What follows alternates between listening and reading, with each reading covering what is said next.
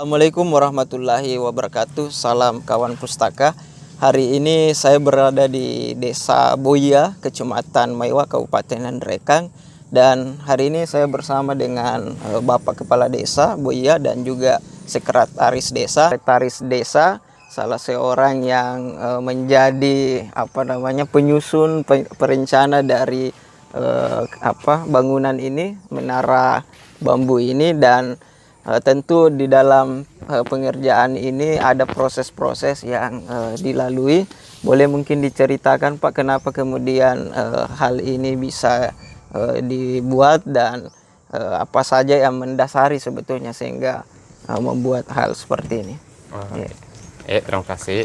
Jadi mungkin saya jelaskan sedikit tentang awal dari konstruksi bambu. Awalnya itu karena kami di pemerintah desa menilai bahwa kebun desa ini bagaimana caranya supaya ada pendapatan dari situ. Kemudian ini juga menjadi inovasi kami di desa, bagaimana caranya menciptakan desa wisata. Terus kemudian pada saat penyusunan anggaran, kami terkendala di anggaran. Karena kenapa? Setelah dihitung-hitung, kalau kita memakai dari material kayu itu lebih besar, tinggi anggarannya, lebih besar. Sedangkan kami di sini keolahan di masalah anggaran. Setelah berkoordinasi dari beberapa pihak tentang bambu, kami menilai ini sangat menarik. Karena kenapa? Dari sesi nuansa tempo dulu. Karena alami. Alami. Karena kenapa kita mendorong untuk bernuansa tempo dulu? Karena banyak sekarang istilahnya persaingan modern. Jadi kita masih berpegang teguh pada adat, adat desa, kemudian hal-hal tempo dulu. Terus untuk pengerjaan konstruksi bambu ini kan berbentuk pelatihan. Ini berbentuk pelatihan. Berbentuk pelatihan. Biasanya kan itu bentuk pelatihan. Biasanya dilakukan itu tidak dengan hasil. Kami memikirkan di desa bagaimana caranya ini bentuk pelatihannya langsung nampak hasilnya. Hasilnya. Nah, inilah salah satu ruang di mana kondisi juga di sini pada saat ini COVID sekarang. Jadi kita jalankan pelatihan dengan PDKT. Jadi kita melibatkan semua unsur masyarakat supaya kegiatan-kegiatan kemarin itu terhalangi dengan COVID bisa langsung tersentuh di pelatihan ini. Berarti peserta pelatihan yang diikuti oleh masyarakat Desa Boya sendiri ini, mereka lah yang kemudian membuat ini sebagai bagian dari praktek dari pelatihan itu ya. Dan bagaimana sih prosesnya di dalam mendampingi masyarakat ini? Untuk proses pendampingan kita lakukan istilahnya tahap awal itu merancang miniatur. Ada istilah miniatur karena susah kalau mau langsung secara teknik. Teknik secara detail itu memang masyarakat susah menangkap. Jadi kita mengambil inisiatif untuk bagaimana supaya masyarakat bisa lebih gampang untuk memahami. Jadi salah satunya itu pembuatan miniatur, kemudian diaplikasikan pada saat di lapangan. Nah, di sini juga butuh waktu yang sangat-sangat apa namanya, menguras tenaga. Karena kenapa? Pelatihan ini dimulai dari pagi bahkan sampai malam. Ya. Berapa malam kita kerja di sini, maksudnya pelatihan di sini. Dan alhamdulillah setelah antusias ya. Iya, antusias setelah melakukan semua apa yang dirancang pada saat miniatur, alhamdulillah sudah bisa dilihat secara sekarang. Sudah terbentuk itu menara, kemudian tempat-tempat gazebo, dan rancang kedepannya akan dibentuk lagi satu bangunan. Oke. Kalau ini melibatkan berapa peserta di dalam pelatihan itu? Peserta itu sekitaran 20 orang. Ya. 20 orang untuk dilibatkan di sini. Dan sisanya itu ada juga masyarakat yang istilahnya gotong royong. Gotong royong. Iya. Ya. Oke. Berarti memang penganggarannya ini dalam bentuk pelatihan, tapi pelatihan ini difasilitasi dengan bahan-bahan dan mereka langsung mempraktekkan. Kalau boleh tahu yang peserta ini kebanyakan dari kalangan anak muda barangkali, atau dari kalangan mana saja? Untuk pesertanya itu kebanyakan dari anak muda remaja. Karena kenapa? Kami ingin memberdayakan SDM untuk remaja, karena apa namanya, kita hindari itu pergaulan sekarang. Iya. Ini rencananya masih akan lanjut atau seperti apa? Masih ada bangunan yang barangkali mau dilanjutkan pelatihannya ini? Iya, masih berlanjut karena ini baru tahap awal sebetulnya. Ini sudah tahap awal, akan dilanjut ada beberapa bangunan. Dan apa namanya? Untuk kelanjutannya kami akan berinovasi, kami akan memikirkan apa yang terbaik di desa Boya, terutama di wisata desa. Oke, berarti kedepannya setelah pelatihan ini akan dikembangkan lagi sebagai destinasi wisata ya? Iya. Saya kira demikian perbincangan saya dengan Sekretaris Desa.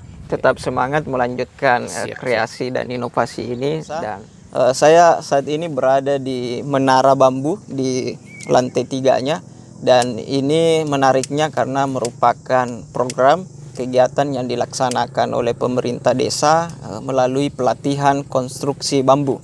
Dan pelatihan ini kita sudah lihat langsung menjadi sebuah bangunan. Jadi mereka membuat pelatihan langsung ada hasilnya, dan ini yang kita lihat. Nah, untuk lebih jauh mengetahui seperti apa sih, kenapa kemudian hal ini dilakukan oleh Pak Desa dengan teman-teman di pemerintah desa, apa yang menginspirasi Pak Desa sehingga membangun tempat ini? Ya, terima kasih banyak. Langsung saja barangkali.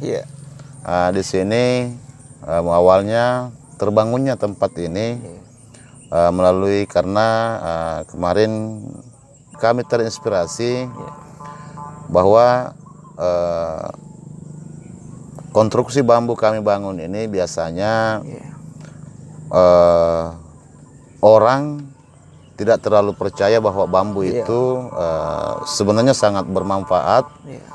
Dan ini tujuannya kami ini memang dalam bentuk wisata. Oh, berarti pelatihan ini untuk juga sekaligus mendorong masyarakat. Jadi pelatihan ini kami memang bikin, kita tanpa gambar apa semua. Kita langsung membuat miniatur, langsung melakukan pelatihan. Jadi pelatihan ini memang langsung jadi istilahnya. Langsung jadi ya. Ada memang kelihatan. Dan kami di sini buktikan bahwa bambu ini betul-betul bisa dimanfaatkan. Bisa, tapi perlakuan bambu memang perlu ada perlakuannya supaya bisa tahan lama. Ya, jadi di bambu ini ada memang perlakuan pengawetan. Bisa sampai 20 tahun, 30 tahun. Semoga lah wisata kami ini bisa dikenal di luar, supaya bisa menarik para wisatawan. Jadi Ya semogalah juga menjadi aset, menjadi pendapatan dari desa kami. Bentuk pelatihan ini masyarakat kami juga bisa dipercaya bahwa bambu memang bisa dimanfaatkan lebih dari apa yang ada sekarang. Ya menarik juga ini Pak Desa, kan biasanya program-program yang diadakan oleh pemerintah desa biasanya 3 hari sudah selesai. Nah ini saya dengar bahwa pelatihannya masih berlangsung dan ini sudah dilakukan berapa bulan Pak Desa? Kalau pelatihan kami sebenarnya jadwalkan ini selama 2 bulan. 2 bulan. Namun karena kondisi baik dari cuaca, kami akan dalam tahun ini kami akan lanjutkan, ada beberapa bangunan yang belum terselesaikan. Dan tapi bahan sudah siap semua. Insya Allah bulan depan kami akan mendirikan 2 bangunan lagi dalam bentuk gazebo. Sekarang ini yang ada di bawah ini, ini kami memanfaatkan sebagai kami buka tempat-tempat warkop supaya bisa menarik orang-orang luar. Di samping itu gazebo-nya menyusul untuk bersantai. Semoga tempat ini lebih menarik ke depan. Ya, artinya juga mengajak teman-teman dari luar ya untuk bisa memanfaatkan fasilitas ini ya. Oke, terima kasih. Itu tadi perbincangan singkat saya dengan Pak Desa ya. Semoga teman-teman yang lain juga nantinya bisa berkunjung di lokasi ini, karena lokasi ini merupakan hasil langsung dari masyarakat, bagaimana mereka menerapkan apa yang mereka peroleh dari pelatihan. Dan ini menariknya karena akan menjadi destinasi wisata, dan tentu teman-teman yang ada di Nrekan jika berkesempatan bisa juga membuat kegiatan-kegiatan di sini, karena saya kira kegiatan-kegiatan yang dilakukan di lokasi seperti ini sangat menarik, terbuka. Demikian saya bersama dengan Pak Nur Haji. Beliau merupakan tenaga ahli pendamping desa, dan tadi kita sudah mendengarkan inovasi yang dilakukan oleh Desa Boya, dan tentu selama prosesnya Pak Nur Haji ini terjun langsung mendampingi Desa Boya melalui bambu ini. Dan hal yang menarik karena apa yang beliau sampaikan ke masyarakat itu ternyata memberikan dampak, dan kita mau dengar langsung seperti apa sih proses dalam mendampingi ini ketika pelatihan, dan akhirnya kemudian warga bisa melihat langsung dari menara bambu ini. Silakan. Makasih. Jadi saya mungkin akan lebih bicara terkait dengan pemanfaatan dana desa. Selama ini dana desa itu lebih kepada pembangunan infrastruktur. Itu pun pembangunan infrastruktur yang dibangun pada tahapan ketika kita mau mengukur apa dampak ekonomi, dampak sosial, terus dampak transfer pengetahuan, itu hampir tidak berjalan. Kalau kita lihat APBDes di masing-masing desa di Kabupaten Nrekang sendiri, hampir peningkatan kapasitas itu masih kurang. Sampai ada yang hanya 5 juta, 10 juta, itu pun peningkatan kapasitas 5, 10 sampai 15 juta itu lebih kepada peningkatan kapasitas yang berulang-ulang. Misalkan pelatihan Siskudes, pelatihan perangkat desa. Nah, itu kan yang jadi pertanyaan yang besar, masa setiap tahun diadakan pelatihan seperti itu?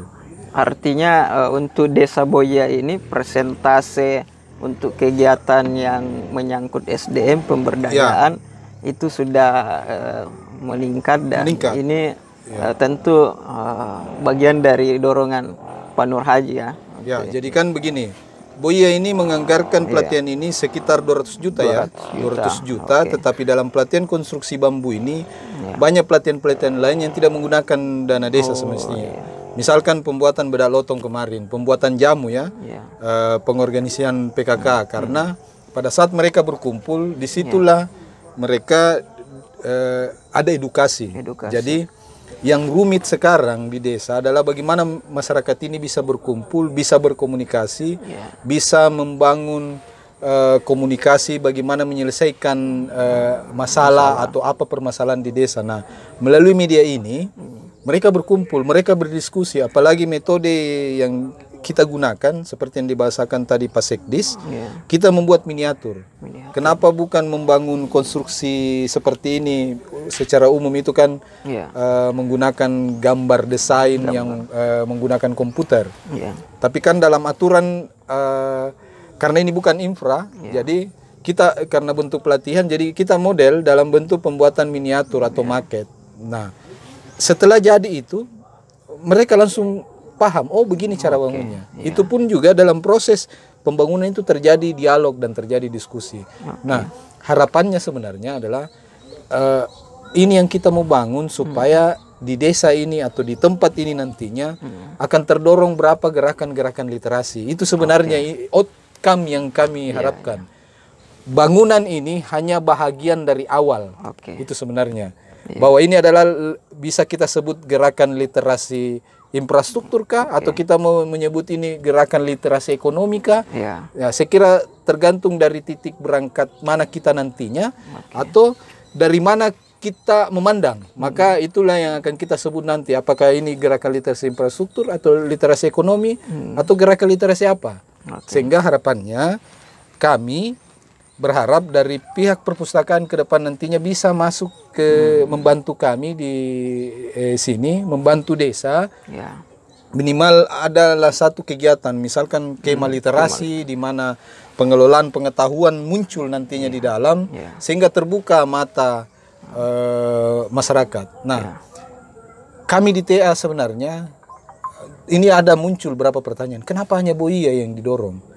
Karena mustahil juga 112 desa yang ada di Nrekang mau dilakukan. Makanya saya lebih mengkonsentrasikan 1-2 desa untuk mendorong itu. Supaya pilot, supaya Boia bisa menjadi model. Bahwa model membangun infrastruktur seperti ini.